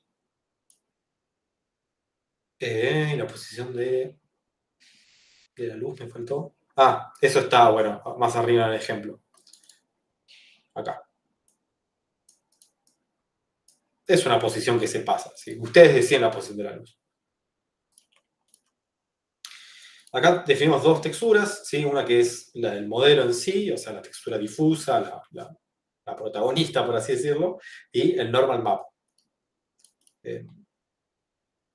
Bien. Antes de saltar a cómo obtener el normal map, perdón, cómo pasar de espacio tangente a espacio de mundo, vamos a ver otras cosas. Primero, el shader de BlinkFong más básico que podemos hacer. Fíjense que estas son las cosas que entran y las cosas que salen, ¿sí? Tenemos la posición, que bueno, esto siempre tiene que salir, coordenadas de textura, posición en mundo, ¿sí? Y la normal. Nuestro vertex shader es muy sencillo. Multiplicamos la posición que entra por mundo, vista, proyección. Multiplicamos la posición que entra por mundo, ¿sí? Para así obtenemos la posición en mundo. Y después hacemos esta multiplicación, que es multiplicar el vector normal que entra en el shader por la matriz traspuesta de la inversa del mundo. ¿Sí? Esto nos da la normal rotada y escalada como debería ser. Es lo que vimos en la clase. Bueno, y las coordenadas de textura entran y salen así como vinieron.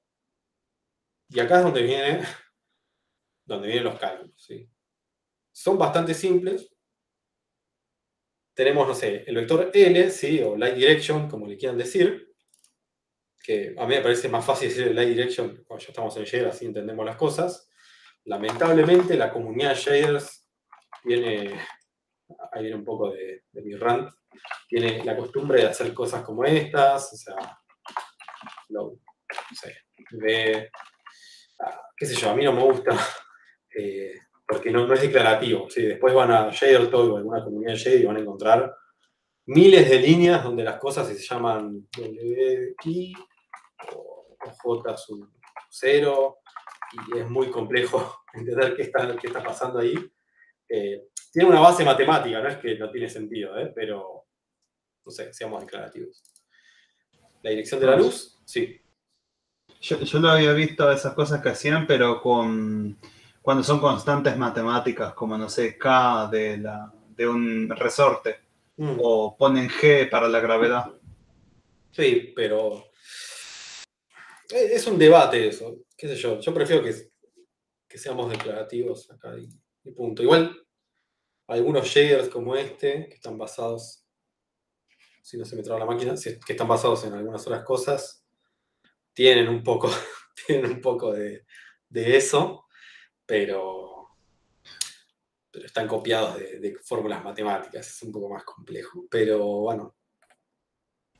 Para mí está bien cuando es de algo matemático, pero si no después que esté escrito. Sí, el tema con eso es que cuando después vas a leer un shader y no tenés la base matemática que hicieron para hacer eso, no sabes qué es cada vector. O sea, hay un montón de shaders que tienen R0 y RD, ¿sí? Que es el origen del rayo y la dirección del rayo. Es muy complejo eso, como que no está bien, pero no sé, hágalo como ustedes quieran, yo prefiero hacerlo de esta manera. Es un consejo. Bueno, el vector L, que antes le decíamos L, es la dirección de la luz. Se calcula como la posición de la luz, que es una variable uniforme que pasamos desde la aplicación, menos la posición en espacio de mundo, que la pasamos desde Vertex Shader, y lo normalizamos. ¿Sí? Lo normalizamos porque es una dirección esto. La posición de la vista, o V, es la posición de la cámara o el ojo, menos la posición del fragmento. Y esto lo normalizamos. Acá está el vector H, que es half o halfway, que es la suma normalizada de la dirección más la vista, ¿sí? Y acá está el vector normal, que en realidad viene del vertex shader. Bien, y acá lo que vamos a hacer es obtener el color del pixel, ¿sí? Significa, vamos a buscar el color de nuestra textura, ¿sí? Esto se va a ver más o menos, o sea, hasta ahora estamos así, ¿sí? Vamos a buscar el color de la textura nada más. ¿Y qué hacemos? Bueno, primero vamos a calcular el coeficiente este que es súper importante, que habíamos hablado, para la luz difusa, haciendo el producto escalar entre la normal y la dirección de la luz. ¿Sí? Esto nos dice qué tan paralela o qué tan alineada está la normal del punto con la dirección de la luz. ¿Sí? Y esto va de 0 a 1 porque está saturado. De hecho, si pasan el mouse por acá, les va a decir que el valor va de 0 a 1. Vale, que es lo que hace la función, ¿no? Lo pueden ver como es algo así.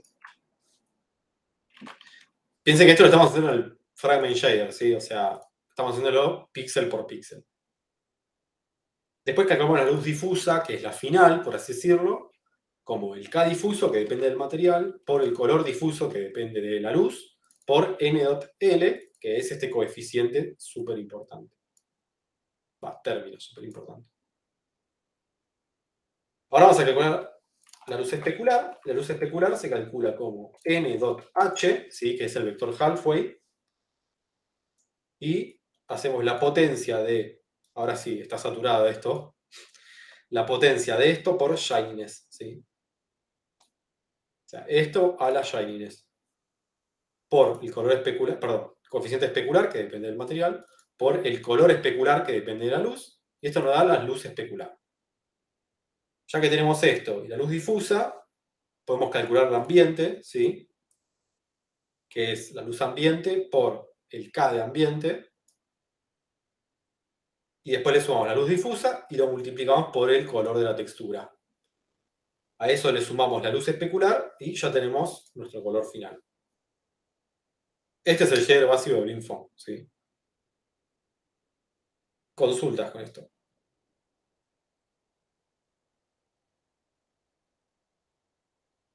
Bueno, ustedes en su TP seguramente para la tercera entrega van a tener que implementar algún tipo de iluminación.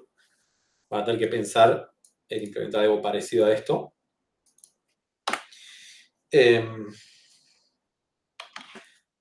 vamos a... Ahí está. El Buró Shader, o sea, el Blinfong aplicado por vértice, se lo conoce como Buró, es mucho más fácil, ¿sí? Es hacer los mismos cálculos que ya venimos haciendo en el Vertex Shader. Fíjense que esto pasa por vértice. Entonces, ¿cómo sacamos esas cosas que calculamos del vértice? Bueno, definimos dos salidas, una que va a ser el color difuso y una que va a ser el color especular. Bien. Todos los cálculos que teníamos antes los hacemos acá. ¿Sí? Fíjense que tenemos la posición del mundo, la dirección de la luz, la dirección de la vista, el vector h, lo normal, ¿sí? Y calculamos las mismas cosas que antes, pero en el vértice. Una vez que calculamos lo mismo que habíamos calculado antes, no multiplicamos por la textura, porque no tenemos textura acá. Lo que vamos a hacer es pasar, esta es una forma de hacerlo, ¿eh? Vamos a pasar del Vertex Shader al Fragment Shader el color difuso y el color especular, ¿sí? ¿Por qué lo separamos?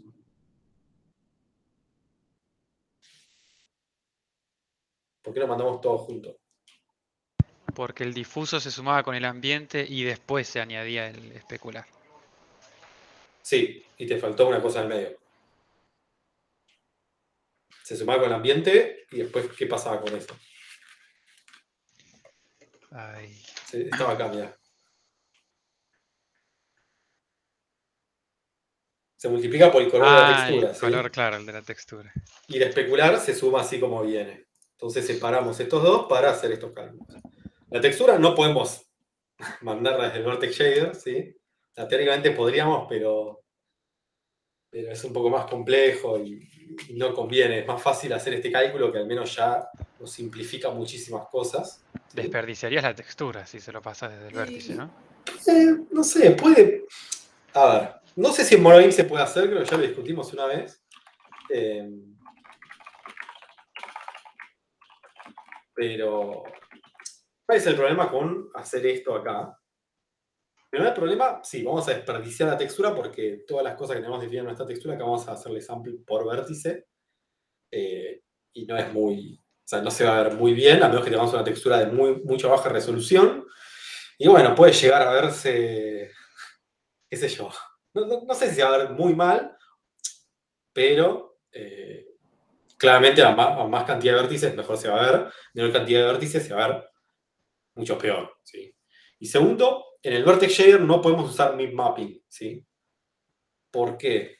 Mip Mapping, recuerden, es la técnica en la que la textura la dividimos en partes, en potencias de 2 más chicas, ¿sí? Tenemos una textura de 4096, la dividimos en una de 2048 por 2048, después en 1024, después en 512, para que la GPU, ¿sí? Acá lo podemos ver, cuando vemos una superficie, tome niveles de esa textura distintos según qué tan cerca estamos de esa superficie.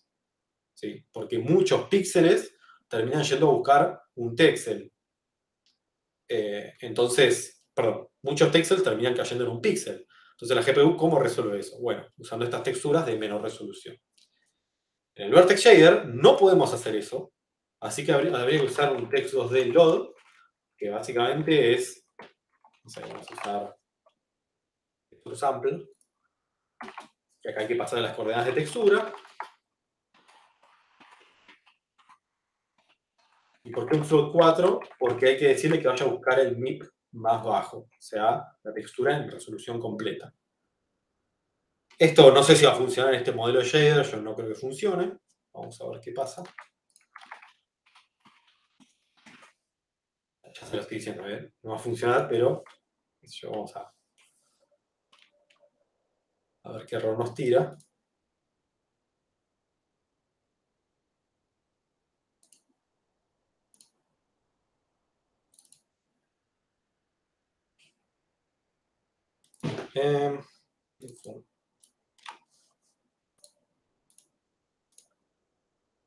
Muy declarativo, la verdad que estoy muy feliz con el mensaje de error que nos tiró. Bueno, no encuentro el mensaje de error. Sí, pero esto no es un error, es una warning. Creo que subiendo quizás el...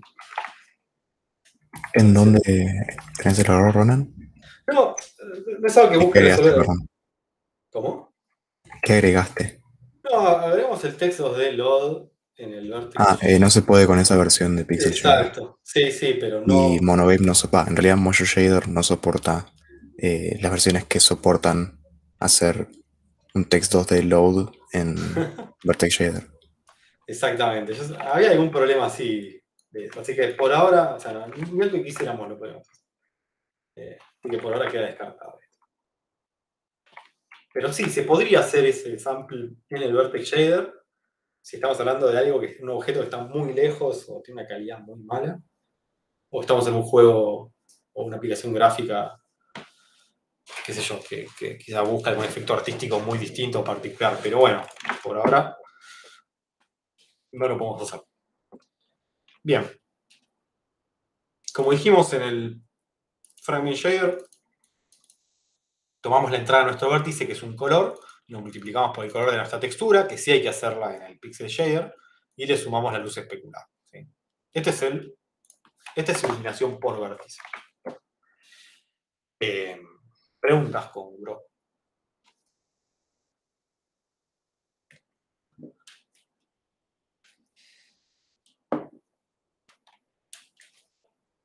Ten en cuenta que esto se usa, Hay infinidad de aplicaciones gráficas que cuando los objetos reciben 5 luces, quizá no calculan todas las luces a nivel Pixel Shader. Quizás las más tranquilas las calculan por vértice o hacen algunas otras cosas para optimizar esto y no tener que calcular todas en el Pixel Shader, ¿sí? Porque hay una realidad que es que si el objeto está muy lejos, quizás no vale la pena, y si el objeto no está, o sea, si está bien teselado y está lejos, quizás ni vale la pena, y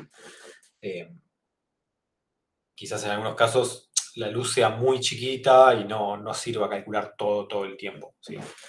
Fíjense que estos cálculos se hacen todos los frames, en este caso todos los vértices que se están mandando a pantalla. En este caso se hacen todos los frames y por cada fragmento que se está mandando a pantalla, ¿sí? Es pesado. Y ni hablar si sumamos luces. ¿Sí? En este caso no hay mapas normales, ¿no? En este caso no hay mapa de normales. Ahora vamos a ver el mapa de normales.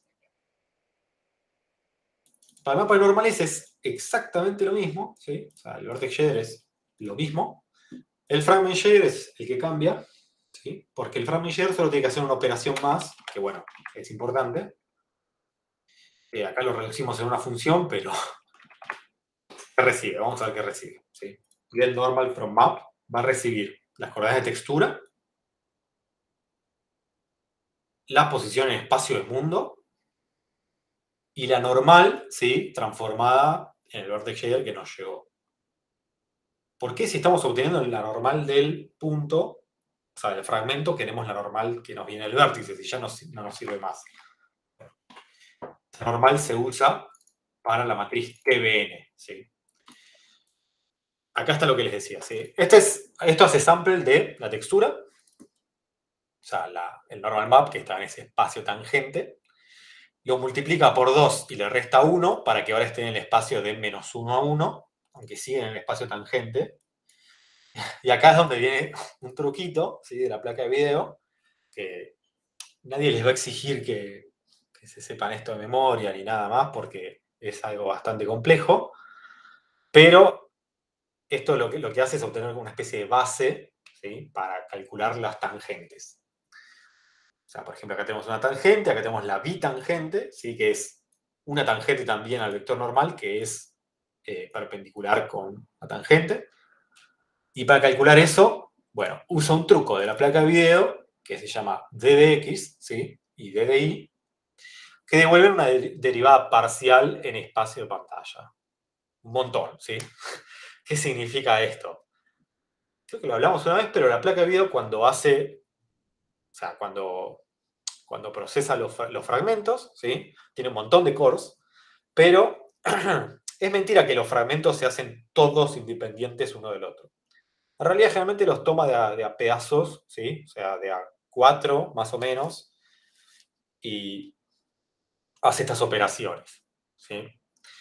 ¿Por qué los toma de a 4 y no los toma todos independientes? Si dijimos que ninguno depende del de al lado, bueno, hay operaciones en la GPU que necesitan depender de los fragmentos de al lado. Por ejemplo, el mip mapping, ¿sí? El mip mapping necesita saber qué distancia tiene un fragmento de otro para poder tomar niveles de la textura más altos o más chiquitos, ¿sí? Es bastante complejo, pero esta función, ¿sí?, que se llaman derivadas parciales, nos devuelven un valor, ¿sí?, que tiene esta posición en el texel de al lado. Pueden leer la documentación, es bastante complejo porque, o sea, en realidad no es un valor que tiene el texel de al lado, sino la derivada de ese valor que tendría el texel de al lado, pero en base a la posición del mundo del fragmento que estoy observando y el de al lado, y la posición de coordenadas de textura y el de al lado, puedo armar una base de tangente, bitangente, igual la normal del mundo ya la tengo.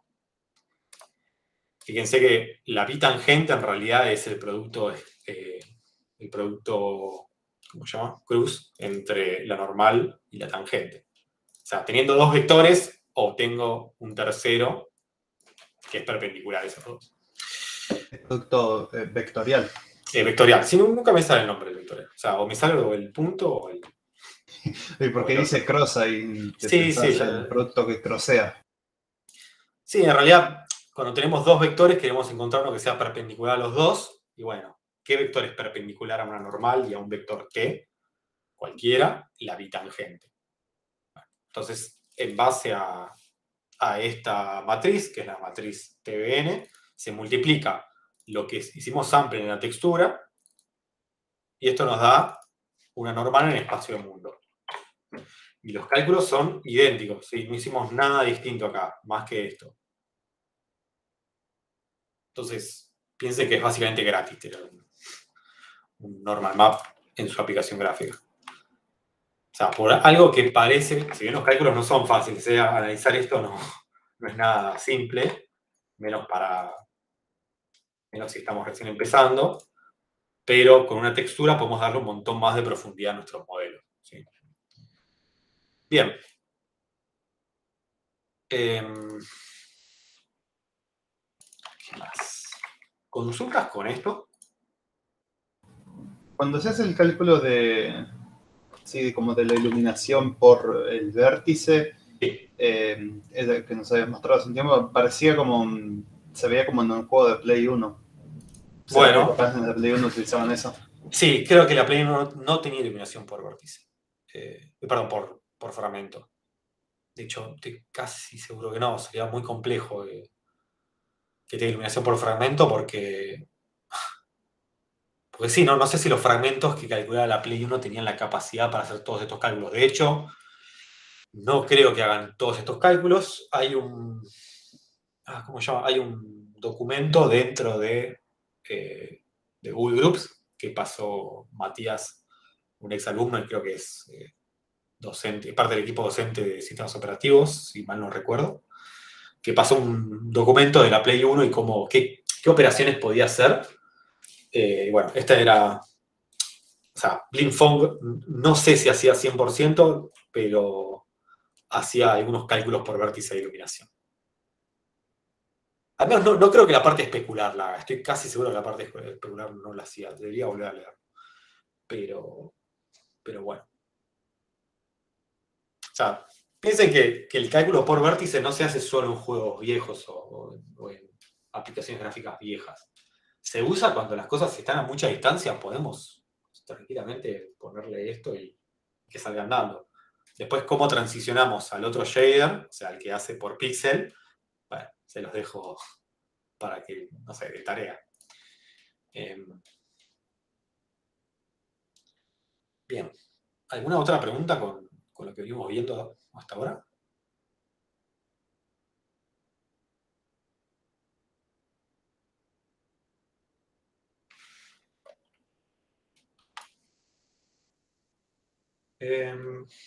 Voy a ver si sale. Después, Leandro va a mostrar un ejemplo, que en su TP me acuerdo que mostró la diferencia de cuando hay y cuando no hay iluminación.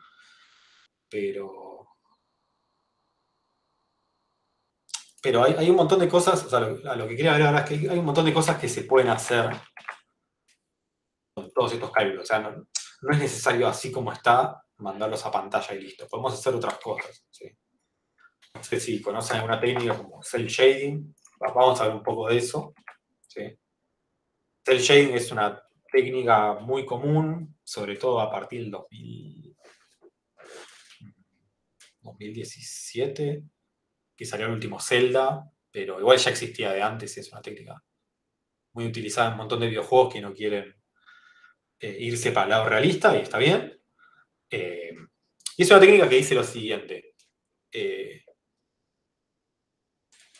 Vamos a buscarla acá.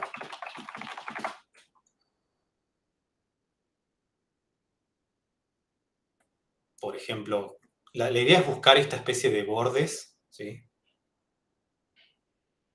Estos bordes más duros, ¿sí? En los que no tenemos tanta, o acá está mejor visto, no tenemos tanta profundidad de iluminación, no tenemos tanta suavidad, sino tenemos bordes mucho más duros, ¿sí? Y además de eso, la idea es aplicarle una especie de colorizado arriba o cosas así. Acá podemos verlo también. La clase que viene vamos a ver cómo hacemos estas líneas que rodean al objeto, pero hoy quería que veamos cómo podemos hacer esta especie de transición, ¿sí? ¿A quién se le ocurre más o menos cómo podríamos hacer esta especie de transición? Con lo que vimos hoy. Poniendo como escalones, digamos, como que... Bien, muy bien. ¿Y cómo definimos algunos escalones? No sé si es usando step, pero... porque step es la función escalón, pero está bien tu análisis de estos fragmentos, que en realidad son distintos, tienen que converger al mismo valor, ¿sí? Al fin y al cabo estamos hablando de una pérdida de información. Entonces, ¿cómo podemos hacer para perder información de un valor flotante, por ejemplo? Sacándole comas. Muy bien, muy bien. ¿Y cómo hacemos para un número, no sé, 0, tengo este número, quiero que, no sé, sea 0,56, ¿sí?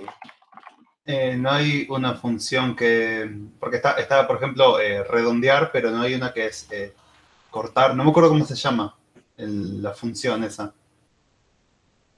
Bueno, hay que masajearlo un poco más, pero está por ahí. No sé, me acuerdo que haberlo utilizado en física. Cuando calculaban errores y todo eso. Claro. Cómo Sí, compartir el error dependiendo de que si redondeas o... Sí. ¿Truncar no se llama cuando cortás el número? Sí, puede ser, pero no hay una función. De hecho, creo que no. Mira, no sé qué hace esto. Nunca lo había visto, ¿eh? Esto. Ok, bueno, puede ser. Al entero lo hace. Sí, esto nos va a devolver 0. ¿Sí? Bueno, ahí podrías hacer, no sé, por 10, truncar, Ahí está. dividido Okay. 10. Ahí Por está. 0.1. Bien.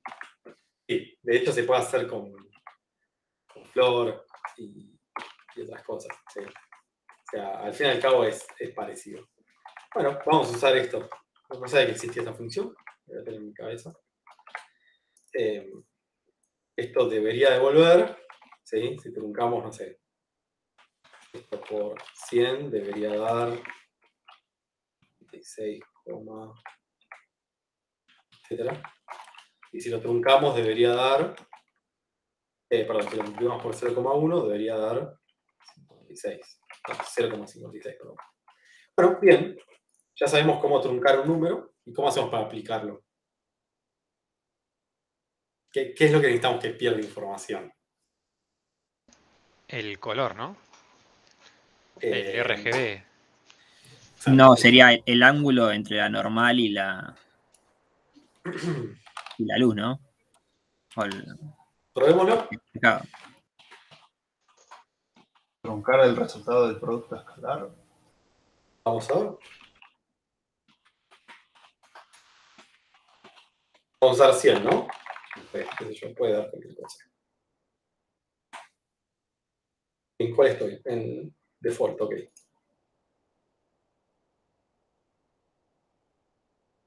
Bueno, compiló.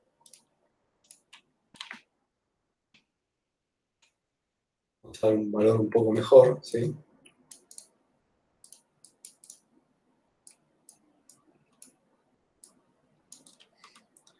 No se nota tanto, quizás.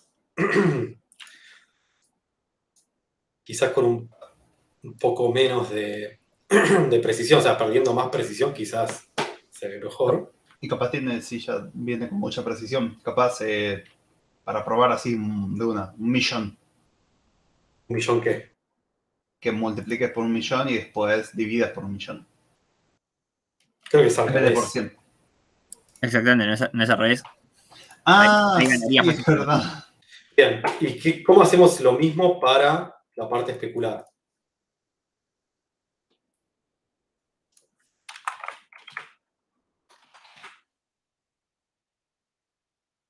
¿Ideas?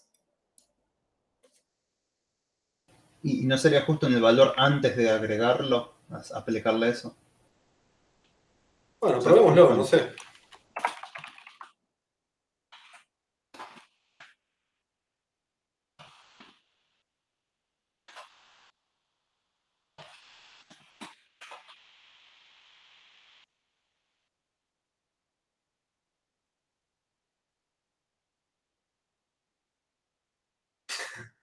Bueno, tuvimos demasiada precisión, pero... No, perdimos demasiada precisión. Pero está bueno, está dando el efecto. Puede ser. Tiene algo raro esto.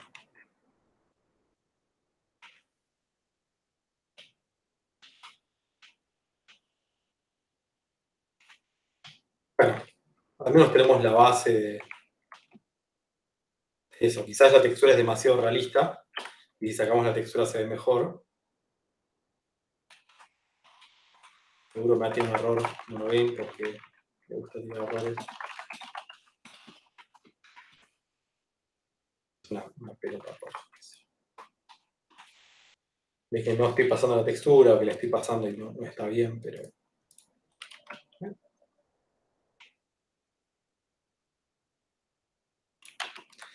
Lo cambié en otro lado, ¿sí?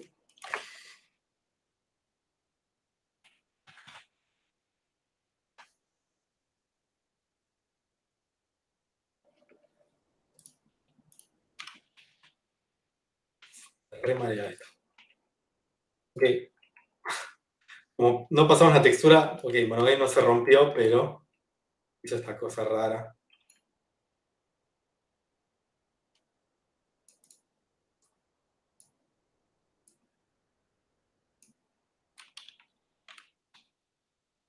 Ahora sí se le sube Shininess, tiene un poco más de sentido. Ok. Ahora está muy discado esto, como que quiere ser más tranquilo, pero si lo vemos por 5.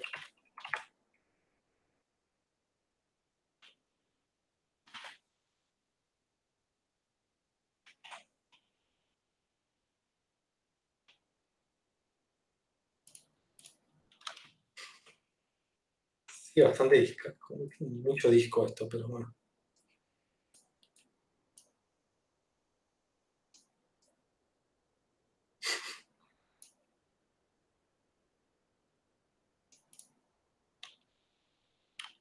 Bueno, lo dejamos para que jueguen quizás con aplicar una potencia a este valor. Puede hacer que se dé ese efecto. Igual lo vamos a ver un poco mejor la semana que viene. Y más que nada, la semana que viene también vamos a ver otras cosas sobre los procesados, etc. La clase que viene vamos a ver algo más de iluminación. No, vamos a, bueno, más o menos, vamos a ver algunas cosas. Por ejemplo, vamos en algún momento a ver cómo se hacen sombras. Sí, pero por ahora no sabemos hacer sombras. O sea, por ahora sabemos que un objeto puede tener una parte que no está iluminada, pero no sabemos hacer sombras todavía. En realidad, ¿cómo harían sombras con lo que saben?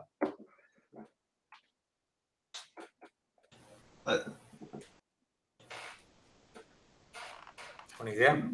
Ni idea. Y capaz le debería pasar al shader, por ejemplo, del piso. No sé, una definición de la esfera, por ejemplo. La definición de la... Una definición de la esfera a lo que me refiero es como un círculo, un lugar donde en esas partes el pixel shader no ponga nada, o ponga el color de la sombra sería. ¿Y si tenés 1000 objetos? Y me muero. Porque no sé cómo lo harías. Bueno, hay un montón de formas de hacer sombras. El martes que viene vamos a ver una técnica. Es una de las más usadas, combinada con algunas otras, pero sí, vamos a ver algunas técnicas relacionadas a sombras. Hay un montón de técnicas. Yo conozco un profesor que aplastó los modelos con un vertex shader, le puso altura 0, y los puso de color negro y los puso en el piso. Y él dice que... ¿Quién puede negar que eso funcionó, no? Como que parece que funcionó y fue su manera de hacer sombras, ¿sí? Eso se conoce como, creo que se conoce como blob shadow, en la que ponemos algún objeto en el piso que represente la sombra de lo que estamos viendo.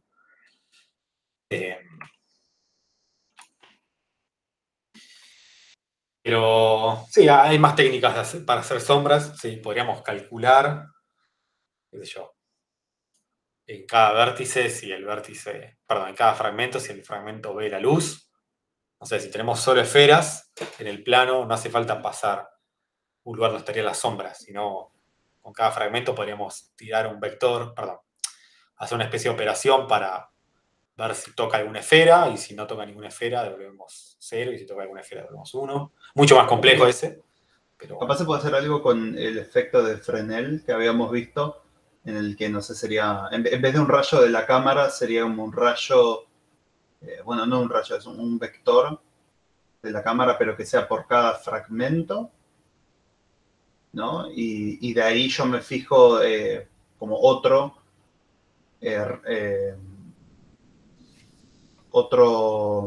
vector que va hacia el punto de iluminación, y me fijo si ese vector pasa por algún objeto. Entonces digo que, bueno, en ese píxel habría una sombra. Vamos a ver si pasa por algún objeto. Bueno, utilizo las colisiones. Bueno, sí, puede ser. Sí. Eso es un poco más complejo, pero muchas parte de las cosas que vimos el martes pasado, que se llaman SDFs, o sea, campos de distancia con signos, se usan mucho para calcular algunas de esas cosas. Pero bueno, martes que viene vamos a ver por ahora eso. Lean. Sí.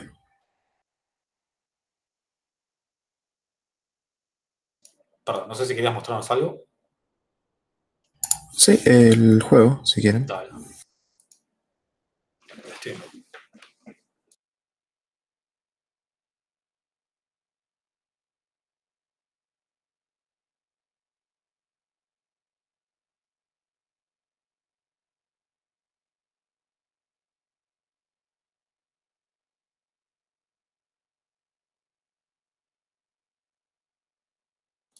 Bueno, Bueno, dígame eso, dígame si se ve bien. Se ve un poco difuminado, voy a ver si igual tengo... No sé si estás en otra resolución o algo así. A ver ahí. Yo lo veo solo Ahí que está mejor. está con... Ahí se ve bien. Se me había olvidado yo de poner el 720 para el envío. Bueno, básicamente lo que quería mostrarles es la diferencia enorme que hace la iluminación, sobre todo cuando ya tenés todo un escenario. ¿El mouse se ve? Sí, sí, se ve. Ok. Fíjense, esto es sin iluminación. Bueno, por una cuestión de mi TP tiene las sombras. No debería, pero bueno, la idea es que solamente tiene... Esto será la iluminación de la textura únicamente.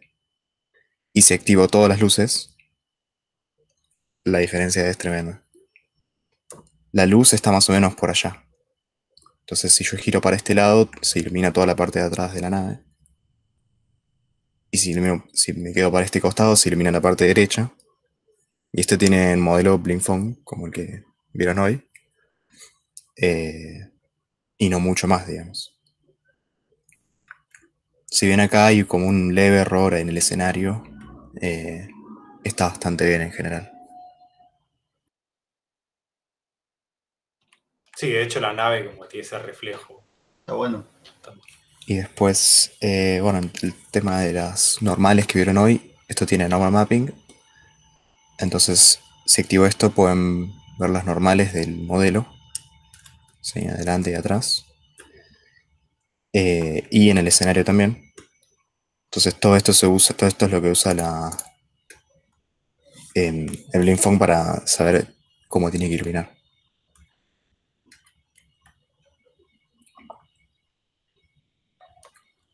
Me gusta que el cielo sea azul. O sea, el cielo va hacia adelante. El cielo, bueno, no, el cielo tiene un relleno ahí para... Hubiera estado bueno que en la Skybox, de donde viene la dirección de la iluminación, podría haber habido, no sé, un sol a la distancia de una estrella. Bueno, Por eso pasó el cuatrimestre pasado.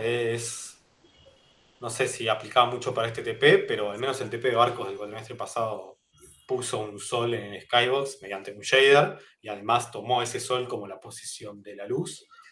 Es algo que está bueno, al menos los alumnos de ese TP fueron por ese lado. Ustedes pueden ir o pueden no hacer eso, pueden hacer otra cosa. Pero la posición de la luz es importante en los TPs, ¿sí? Porque les dice Sí. un montón de cosas. bueno, porque entonces de la forma en la que lo hicieron podían como controlar bien la posición del sol. Pues yo estaba pensando más como que tenés un Skybox que ya tiene una iluminación, tiene ya una posición donde está el sol y entonces, bueno, tenés que utilizar esa posición fija. Sí, incluso depende de lo que hagan. En mi caso yo solamente tengo la luz direccional. Entonces directamente uso la dirección de la luz. No me preocupo por la posición en realidad. Pero si tuviesen luces omnidireccionales o luces en particular en algún lado, ahí sí, Luces dinámicas, claro. como no sé, los proyectiles podrían tener luces, algo así se podría hacer. Claro. Yo eso es algo que no llegué a hacer, pero bueno. Sí, pero yo creo que le suma bastante, como que tener luces puntuales o luces en particulares a cada cosa. Por ejemplo, no sé, el TP de autos. Voy a dar ideas, no significa que tengan que implementarlo, ¿no? Depende de lo que diga el enunciado, pero si quieren agregarle profundidad, la verdad que va a sumar muchísimo si se lo ponen. No sé, en el auto, por ejemplo, ponen una luz ¿cómo se llama? Pueden haber luces de foco en la parte de adelante de los autos, o sea, los faroles del auto, ahí me salió. Sí, el TP de barcos es un poco más complejo, pero quizás una luz cuando sale un proyectil o algo así, el de la pelotita, no, también es un poco más complejo, pero los recolectables pueden tener luz o algún objeto que tenga luz. No se limiten con eso, pero hay que tener en consideración que cada luz cuesta, ¿sí? No sé, obviamente cada luz suma a la visual, pero también cuesta porque estamos haciendo cada cálculo n veces por luz, ¿no? O sea, si tenemos, en este escenario, tenemos 2 soles, tenemos que hacer para cada píxel todos los cálculos de la luz. ¿Podemos ir a iluminación por vértice? Bueno, puede ser. Podemos, qué sé yo, reducir esas 2 luces con alguna luz ambiental. Sí, puede ser también. Son criterios que van a tener que aplicar ustedes en su TP. Y eso es lo que vamos a preguntar también. Desde dónde viene la luz y por qué toman esa decisión. Bien. ¿Consultas?